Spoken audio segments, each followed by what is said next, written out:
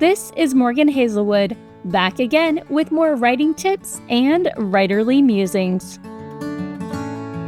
Today I'm here with Manuscripts Need Breathing Space.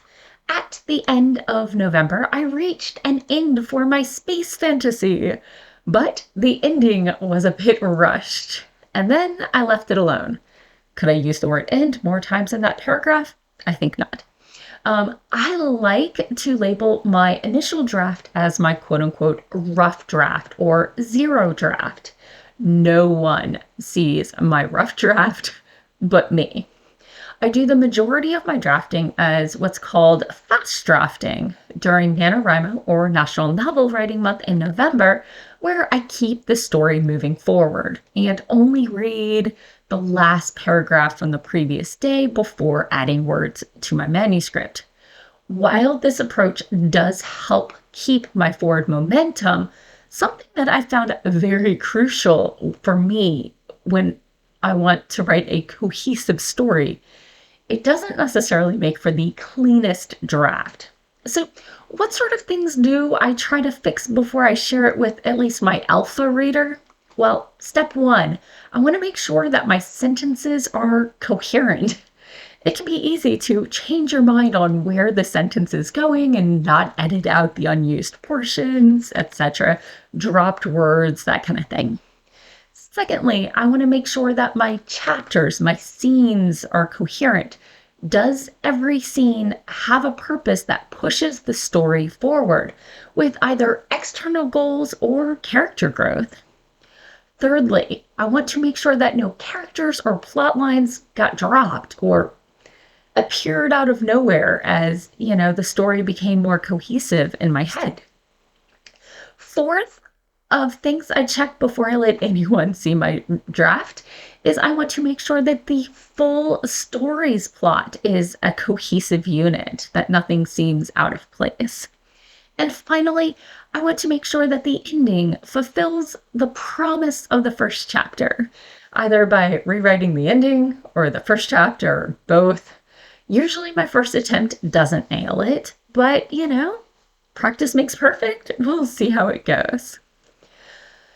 You do want a story that, hints at, or in retrospect, you can see where the story always needed to go with those little seeds in that first chapter. And that's what I find really compelling in a story. And I try to do that myself. So there is often a fuzzy line between editing and revision. But for me, I like to think of editing as more wording choice and coherency, where revision is changing plot points and structure.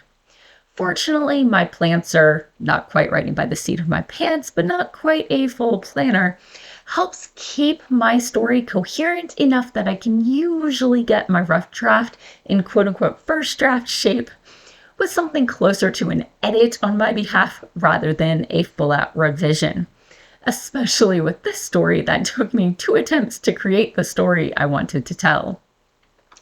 But there is a problem with going from drafting directly into editing. The closer you are to the drafting of a story, the easier it is to read what you intended instead of what is written. The easier it is to know the world and the story so well, you can't see what is on the page, and you can't see what isn't on the page.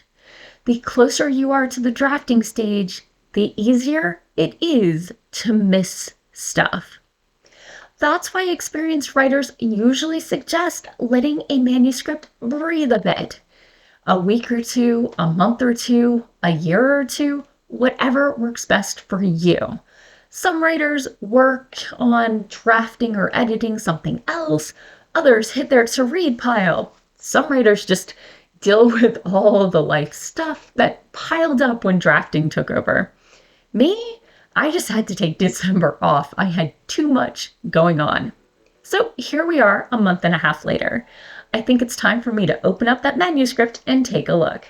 Do you do a rough draft, a zero draft? How long do you prefer to let it rest between edits or revisions?